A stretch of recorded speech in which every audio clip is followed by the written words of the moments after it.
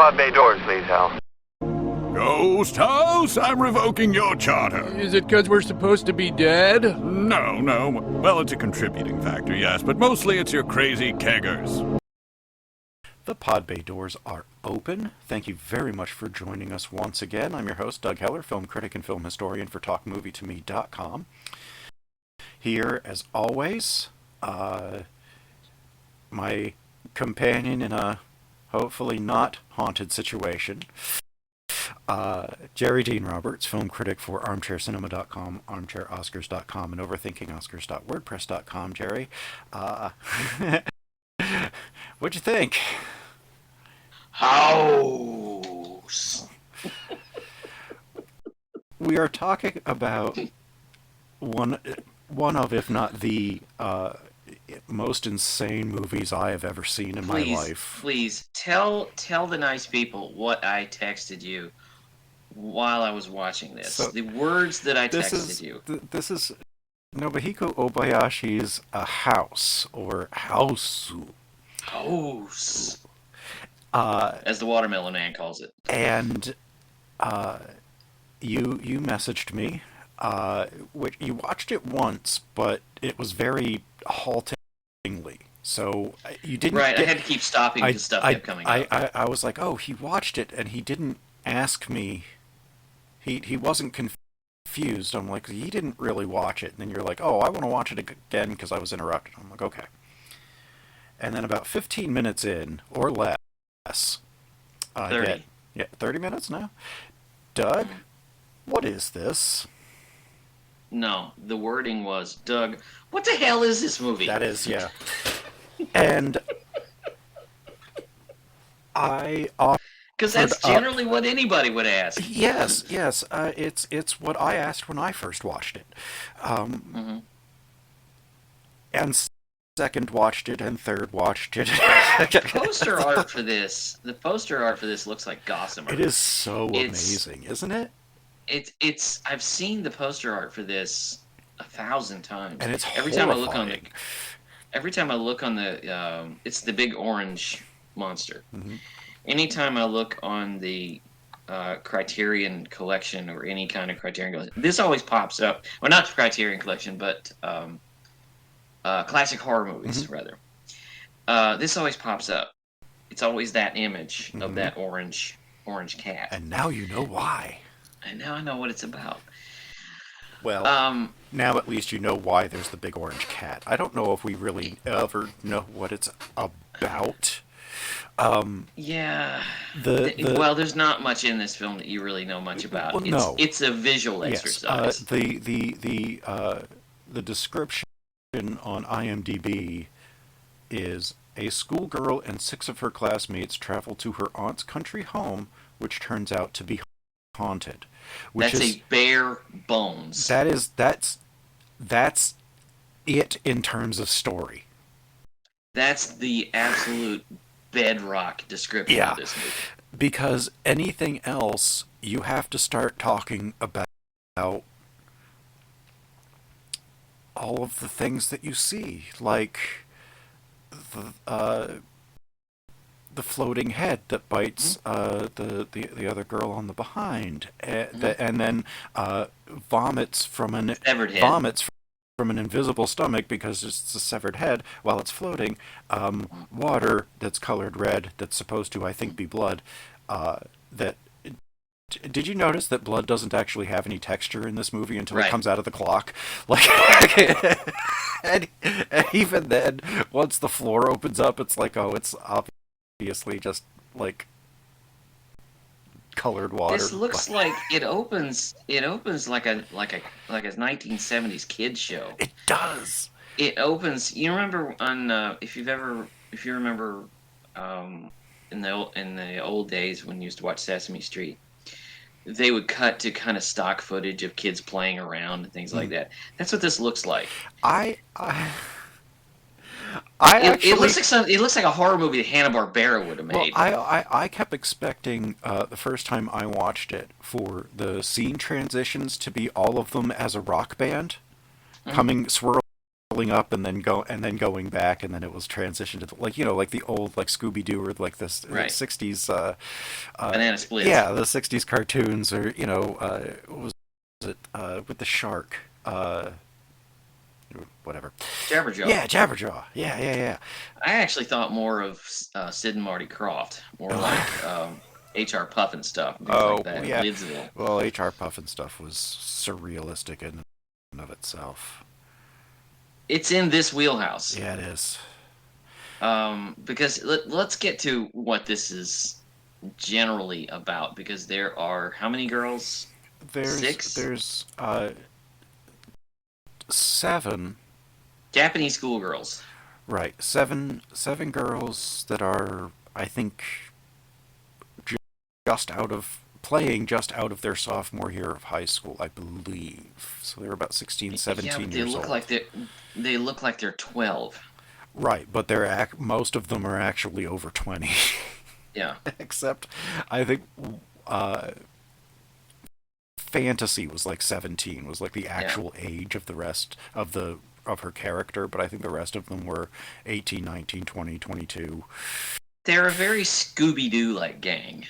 Because they're named for attributes. They're named for what they enjoy and how they think, not really like the first girl.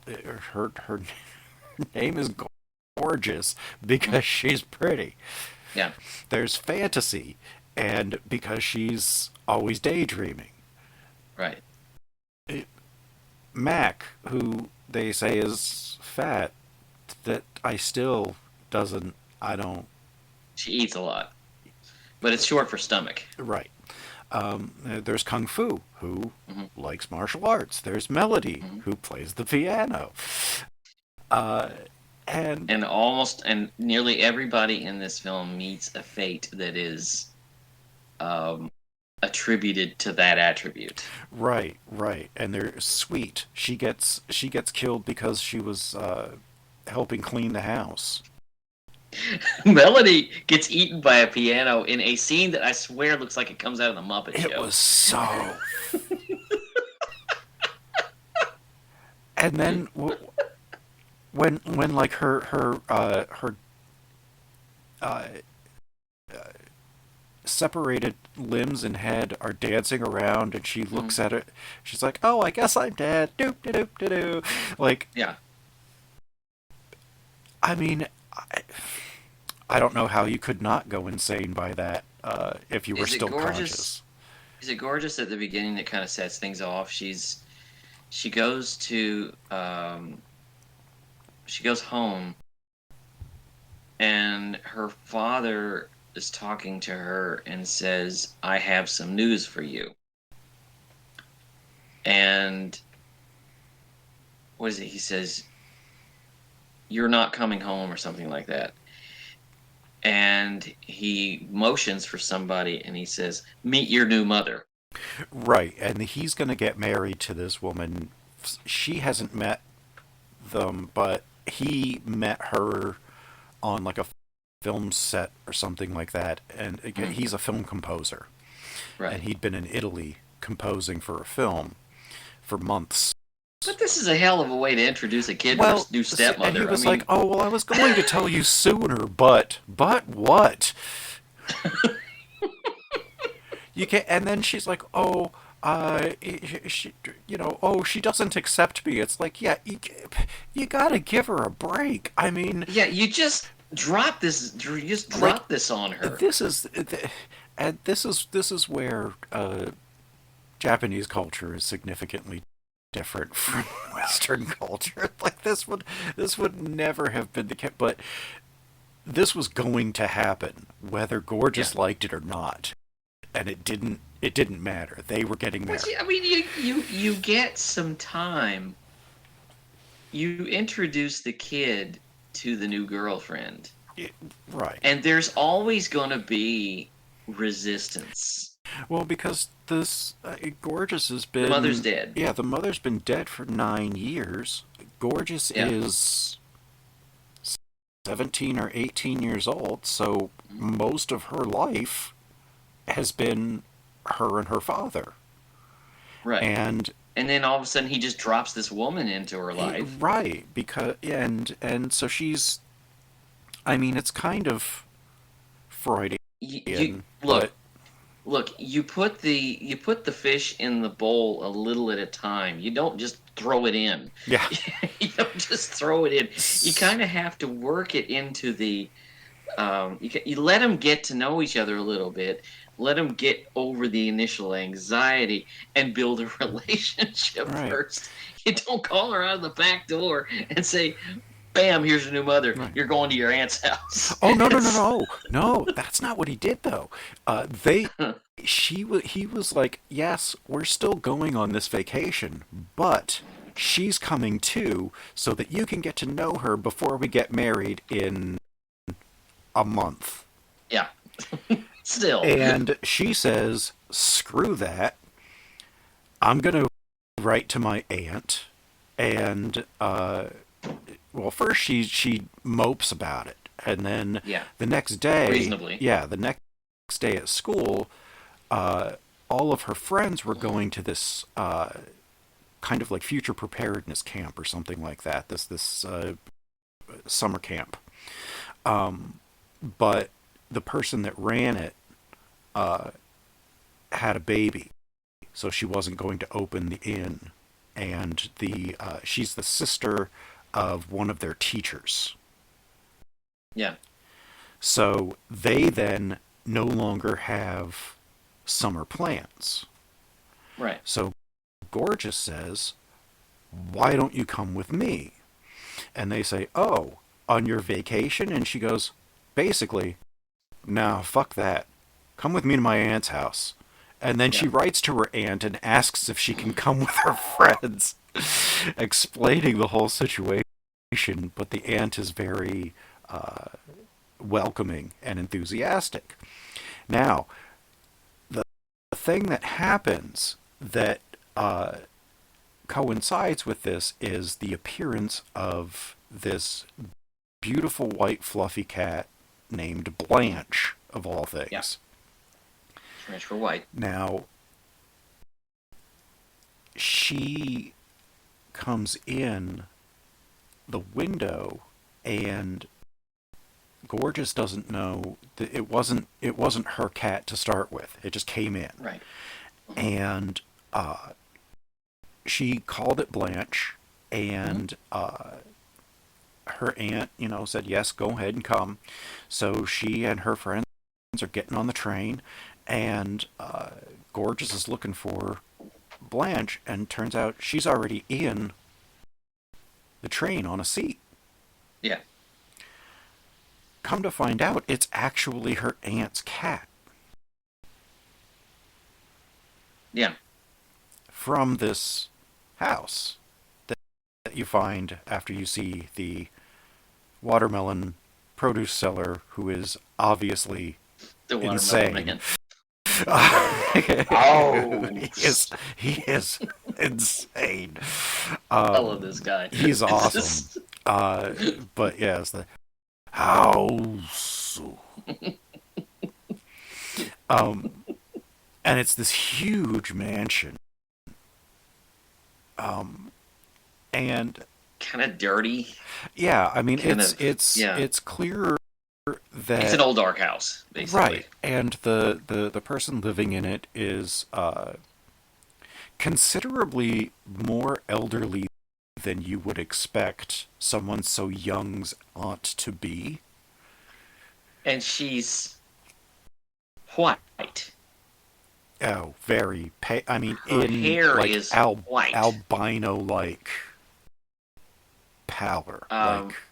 Because if you don't figure out early on, if you don't figure out right away that this woman is dead, I mean, it's your classic Ghost. And she like wheels out. She wheels out in a wheelchair, and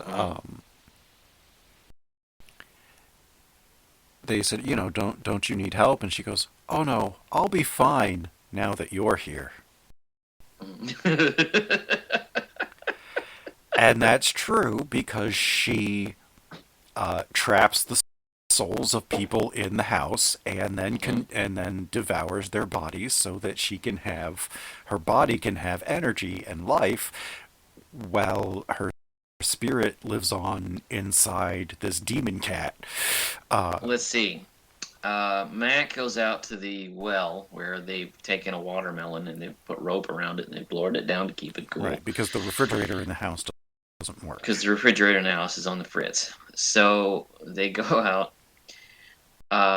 One of them goes out to figure out what happened to Mac. Right, she goes out to retrieve it, and she's just nowhere to be found. And yes. Actually, she is somewhere to be found. She is somewhere to be found. Because when they pull the watermelon up, it's her severed head. It is her severed head. Which is laughing at her. Yes. And then it starts to float, and then it starts to vomit blood, and then it bite her on the butt. Then it bites her on the butt. It was Sweet that went out and got her, right?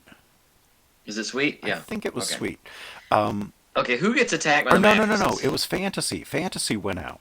Okay. And got bitten, and then when she comes back, they're like, "Oh yeah, you're always making shit up. Let's go out and and see." And when they go back, it's Fantasy. So right? Exactly. So when they go out and they bring it up, it's the watermelon. Mm-hmm. But while they're eating it, the ant starts to get a little bit healthier and a little bit peppier, and she starts smiling. And Fantasy sees an eyeball in her mouth, looking around, and then it pops out again. And you can hear Mac calling through the watermelon. Yeah. So they were consuming her head in a way. And Fantasy freaks out. Who gets attacked by the mattresses? That would be Sweet, because she starts cleaning the house. She's like, "I'll clean up." Yeah. And she's like, "Oh no, I like to help out. I like to clean." So she's cleaning, and she's trying to get the bedding around. And disappears. Yeah. And Fantasy goes to check on Sweet in the closet with the linens, and sees the mattresses attacking Sweet. Runs back and says, "Oh gosh, this is happening." And they're like, bullshit. So they're like, "Should we go look? I guess we'll go look." And they go, and Sweet's body is nowhere to be found. But basically, this is your classic horror trope. Right, but all of her clothes are found. They're like, "Well, wherever she is, she's naked." Maybe she's in the bath. This is the classic horror trope of girls go in a house, and a group of people go in a house, and they're picked off one by one. Right. This is kind of that trope. But it predates that trope, which is hilarious.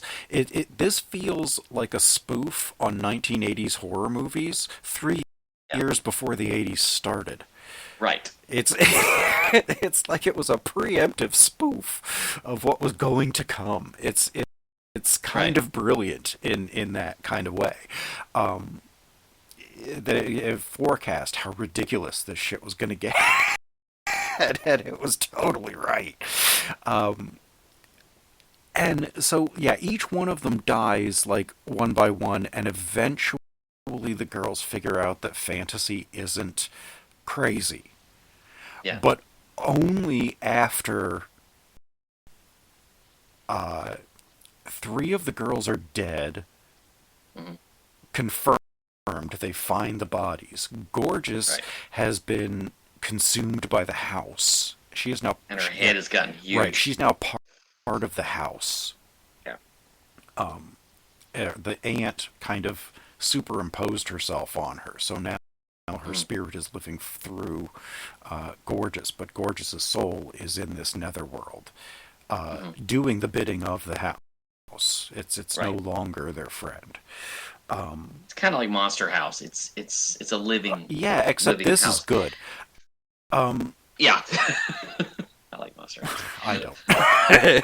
I don't like Robert Zemeckis in general. Or kind of like a Sam Raimi kind of thing. This is it's Evil Dead before Evil Dead. Right. I have no doubt in my mind that Sam Raimi saw this in 1977.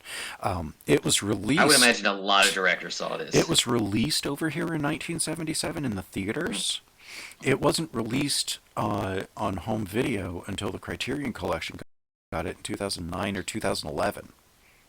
Oh, really? So this has only been in the American consciousness for 12, 13, 14 years. It's barely I've been. known about it. It's one of those movies that floats around. It was it and it Um, but it didn't really start popping up until the Criterion Collection got it. right. So in 2009, 2011, people started discovering this, but I'm sure that the directors who were young in the 70s found this in an art house and were profoundly influenced by it. I noticed that the films that tend to be, because this has cult status. The films that tend to have cult status are the ones that are always just a little bit off. Yeah. The ones that feel more committee made, Yeah. more corporately made, those don't tend to. They don't 'Cause hold up. they do well. They do well, like in a weekend, and then they tend to disappear. Right. The ones that gain cult status are the ones that are just a little bit off the beaten path. This is And way farther than a little bit off the beaten I was just path. about to say that, yeah. But what I'm saying is the ones that are the ones that are really different. Yes. The ones that don't feel like the last 5 movies you saw, Right. or the last 10 movies you saw. They're the ones that have that afterlife. Right. This is bonkers. This is what would have happened if Stanley Kubrick had made The Shining exclusively about the ghosts. If Stanley Kubrick had allowed a 10-year-old girl to make The Shining, because this was created by a 10-year-old, by the director's 10-year-old daughter. Yeah. And what's great about it And is and that really makes you question this poor girl, if she ever got the help that she really required. I don't know. I don't know, because the movie has those textures. It never feels like it was written by an adult. Maybe except for the plot involving the stepmother, it never really has, because it has a visual texture like a child's imagination. There are these weird color changes. There's that strange border that goes on. There are these cut rate special effects. It looks like something that a child would conceive of if they were coming up with a horror movie. A child would think, well, if a person is, if you're writing a horror story and a person is musically inclined, that they would be eaten by a musical instrument. Mm-hmm. That's the way a kid would. That's the way a kid would think. Yeah. And this movie looks like that. It has that that feeling. Mm-hmm. I would rather see this than some professionally made, bland, Mm-hmm. killer in the house movie. And as a programming note, the girl, the shoeshine girl, Mm-hmm. when there's that weird cut and it looks like you've entered a Wrigley's commercial or a Mentos commercial. You're waiting for the Mentos theme to kick in. Yeah.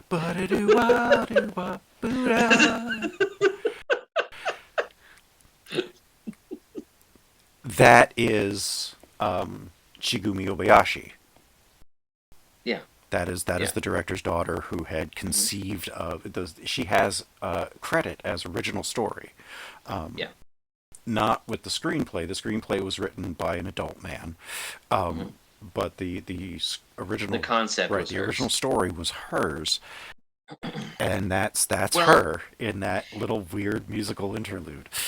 It's hard to really grasp while you're watching it, but there is a subtext to this, and that is, when you're a child and the world is kind of there's an innocence in your protective cocoon, there is an innocence that um, you're not afraid to be a daydreamer. You're not afraid to be, like creative like this. Hmm. And the subtext is the world is shockingly random. Hmm. Awful things happen that you don't expect, and it breaks that facade of innocence. And that's what happens here is that they all run up against the horrors of the world. Right, but the weird thing is that it's still based in a childlike concept It is. of It is. the permanence of love, Right. and how there's only one great love of your life, not accounting for the possibility of growth and change or death and resolution and Right. acceptance and moving on and all that kind of stuff. There's this be all end all, like her fiance didn't come back from the war, so Mhm. she couldn't Yeah, get married. that's the overriding Right, story. so she couldn't get married, so she said, I'll sit here with this cat and wait until he comes back. Mm. And that is how she died. Her soul fused with the house. There was a demon in the cat. Yeah. You know, she made this spiritual pact that bound her to the house Hmm. and to the cat. Yeah. And and it's all because she thought, well, this guy didn't come back, so I will never get married. Yeah. I could have only ever married this one person. Hmm. That is a very childlike, and this is the not necessarily logical and extension of what would happen if this would play out, but it is certainly a fantastic concept of how something like this could logically play out if these kinds of things happened in reality. And this is all happens in a movie where a man turns into a stalk of bananas. Yes. Mr. Togo.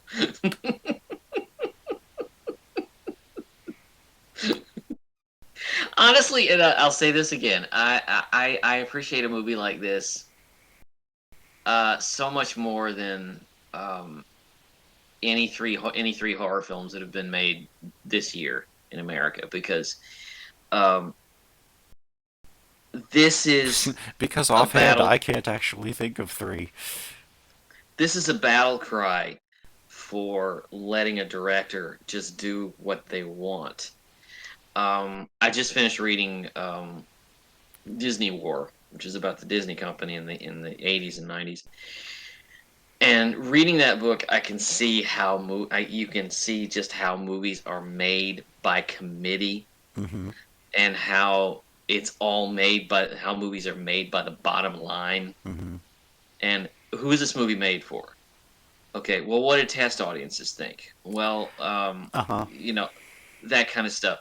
What did the test audiences think? Well, test audiences didn't respond very well, so we got to cut this, and this, and we got to make it. And how is it going to sell on the first day? And the funny thing is, the test market is the smallest sample size imaginable. Yes, It's yes. usually But like it's like 3 screenings at 2 movie theaters in Pomona, California, that were unannounced, and the people didn't have any showing it idea to what. 25 Yeah, people.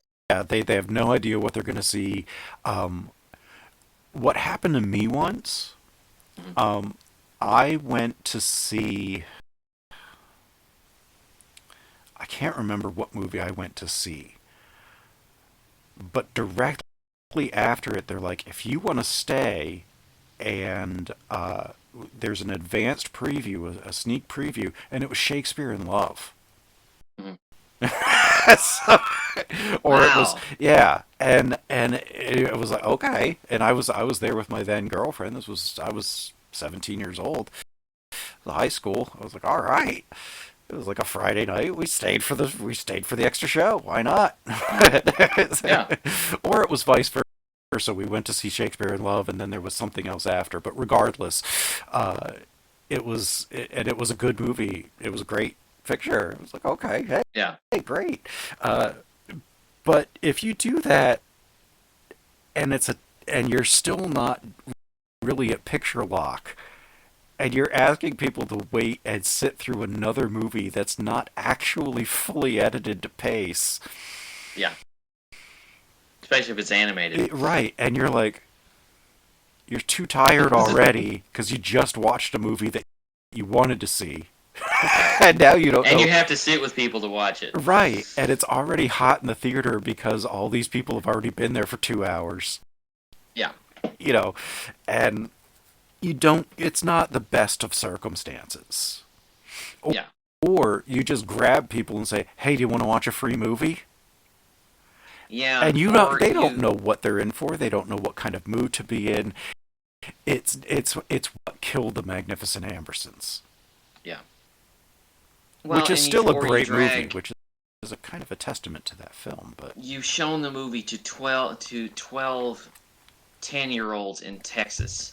Right, and it's actually like a Merchant Ivory production. It's like, right. It's like, why did you just do that? You showed it to a bunch of kids in Texas, and they got bored. Yeah. It's like, okay, well, that just a bunch of 10-year-olds in Texas does not represent right the wider berth of the. It was audience. the piano. What did you think was going to happen? Right. It's like. They do those focus groups, and they market it, and the chart guys come in. Mm-hmm. It's like, well, if you look at the charts, or they'll get people to come into the studio, right? Yeah. And they'll have them there for the whole day, and they'll watch like 6 movies. Yeah. But they're brought in because they liked one type of movie. Yeah. So if they're there for an action thriller, the next movie they watch could be this tiny independent drama. Yeah. That they acquired, and they're trying to figure out how to market it, and they're like, well, this fucking sucked because it wasn't a spy thriller. Right. Or something like that.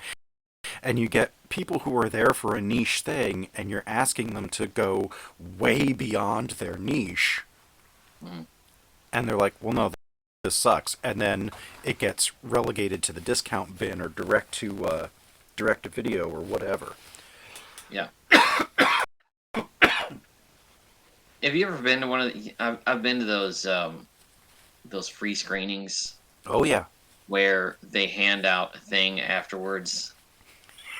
And it's asking the absolute most general questions that you could possibly ask. And that's what they're supposed to base this thing on.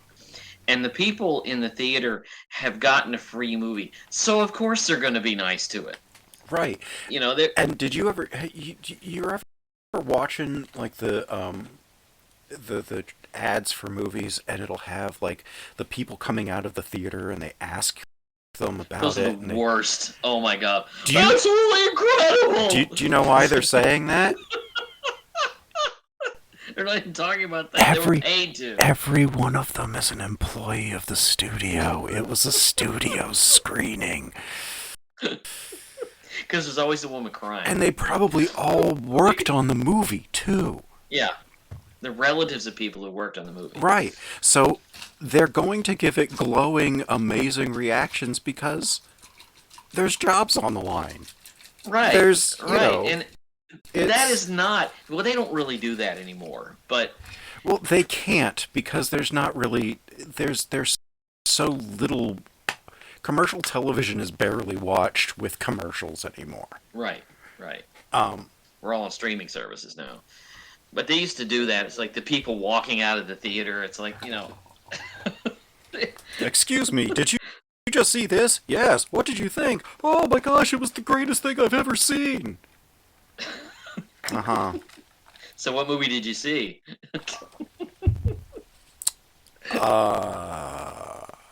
If I ever have to, let me tell you something. If I ever have to pat myself on the back for snark, it will be. I can't remember what movie it was. It was. I think it was one of the X-Men movies. Somebody said to me, "That was the greatest movie I've ever seen." I said, "Oh, really? How many movies have you actually seen?"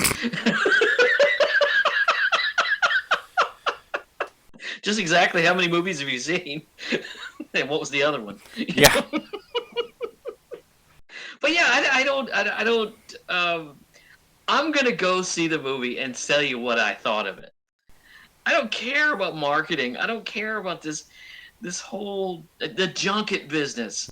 The Yeah. junket business is a nightmare. Yeah. Because what you do is It's you pay these awful people for the to stars, give you one too. sentence. They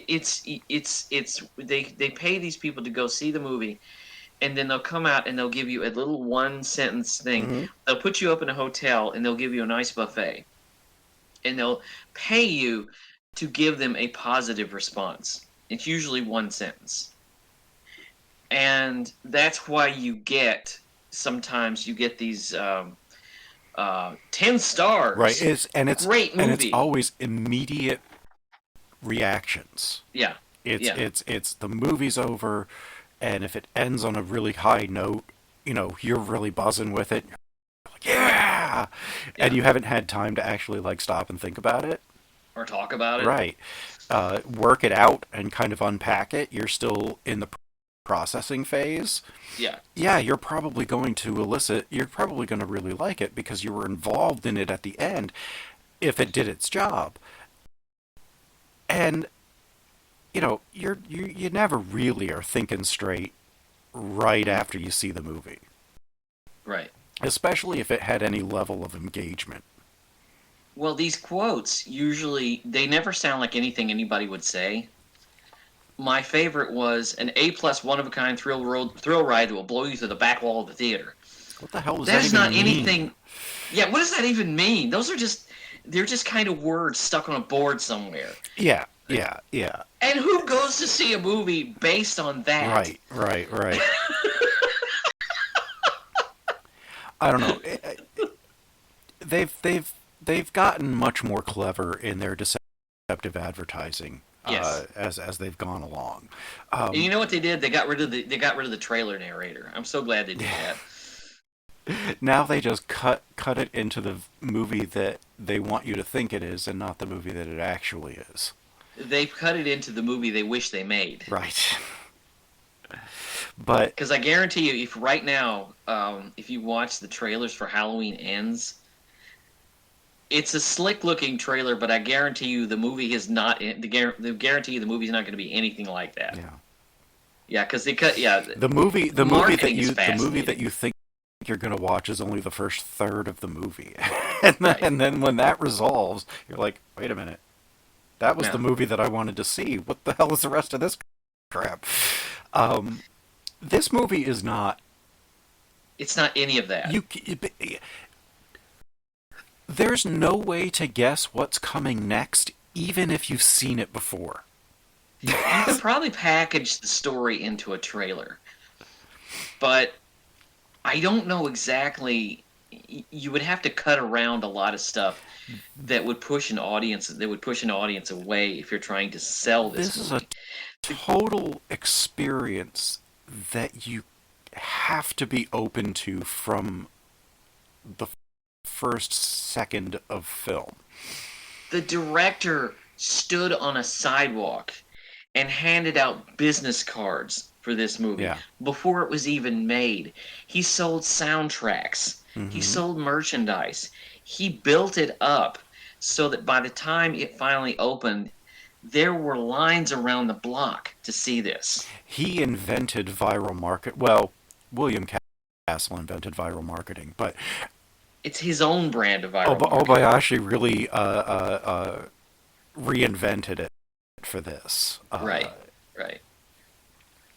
But it's fascinating. It is absolutely a captivating film because you don't believe that it is as insane as it is.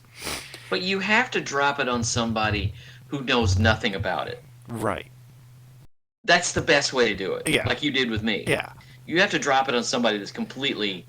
You're like, That what has no is idea this what this about? is. I said, it's the weirdest movie I've ever seen, and it's a Japanese ghost story, and that's all I can tell you about it, because that is genuinely all I knew about it. I had seen it Yeah. once, and it had been probably 10 years since I had done so, and I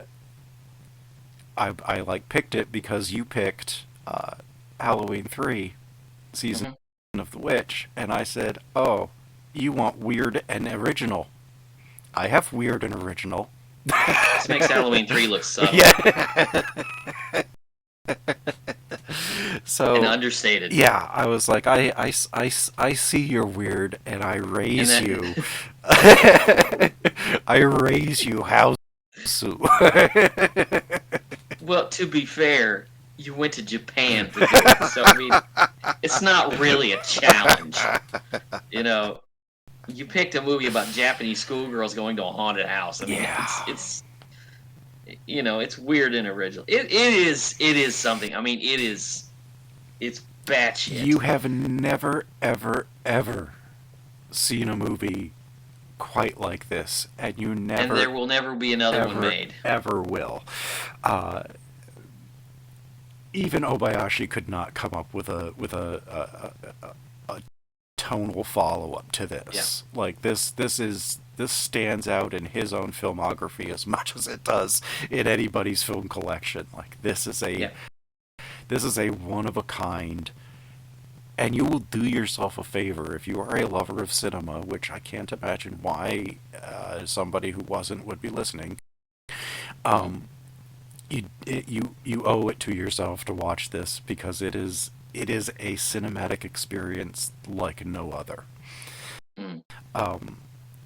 Having never seen this in a theater, I would say try to see this in a theater, because it will melt your brain. I am sure of it. Yeah. Oh, it'll melt your brain on TV. It'll melt your brain on a TV too, but it's on. I watched it on HBO Max. Yeah, it is currently on HBO Max. It is as of this recording. As a part of the Criterion Collection, I wound up buying the Blu-ray after I chose it, because I was like, you know what? I think I need to own this, and when I rewatched it, I was like, yeah, I'm glad I bought this, and then I watched it again. And I'm probably going to see it one or two more times this Halloween season, because it is a very addicting, engrossing movie that just demands you rewatch it as much as you possibly can. It is so... It's crazy. It is. It's crazy. And you're never going to figure it out, but you're never going to want to stop trying. And that is the joy of Hausu.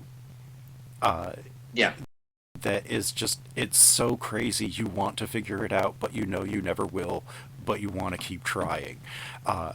It's a fascinating exercise in practical effects, animation, and a guy who wanted to make a movie. Yeah. A guy who just wanted it not just homemade. wanted to make a movie. He wanted to make this movie. Right. And it looks like a cross between homemade and a soap opera director that got access to the studio at night and wanted to make this film. Right. Because when it opens, it looks like a Korean drama. It looks like a Korean television drama. For a minute, it is. Yes. And till Mr. Togo goes bouncing down the stairs and into the street and gets a bucket stuck on his butt. Then it becomes Sesame Street stop motion animation, and that's when the real oddity begins. I love this movie. Because of how bonkers and crazy it is. But that's really all I have. That's all I got. There's not much more you can say about it. Tell the folks what we have coming up. Okay, next week I have a conundrum. Because I have a movie that is literally stuck between Shocktober, where we talk about Halloween movies, and November when we talk about bad movies. It's stuck in the netherworld. It's stuck in the netherworld. So I thought, okay, if I stick this in November, then the holiday's over and it's kind of dated already. So we're talking about Halloween 3, Season of the Witch, which You know, I'll go into the whole thing when we get to that episode. But I got a whole thing for it. when the plot finally kicks in that last third of the movie, mm-hmm. it's a pretty original concept. Yeah. But It the just takes first, a long but the time to first get 2/3 of the movie, I really question why it's there.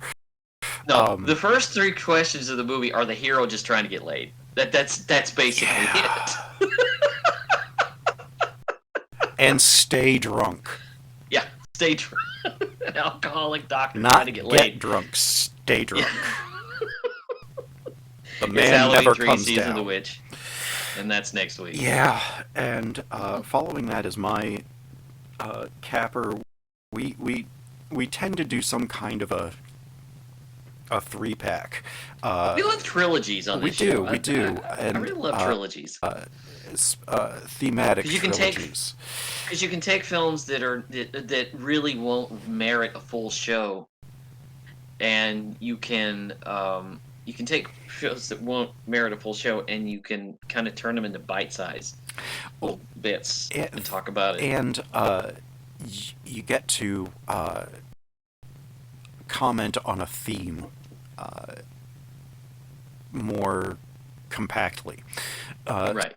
So this year's theme, instead of a decade of horror like we've done in the past, I've taken my second trilogy, thematic trilogy from the Devil's Trio, a few years ago to Faces.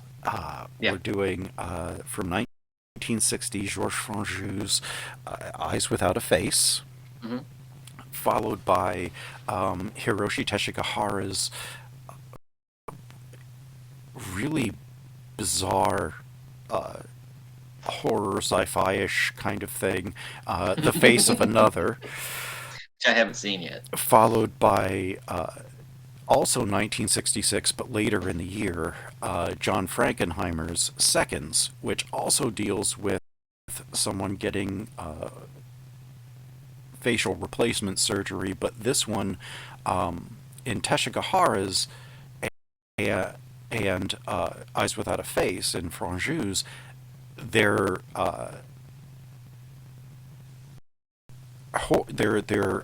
disfigured by accidents. So we're going to France, and then Japan, and then the U.S. and then back home again. Yes. Yeah. And so 2 of them are results of horrific disfigurement. And one of them is guy gets bored and decides to live as Rock Hudson. Yeah. Well, on-screen Rock Hudson.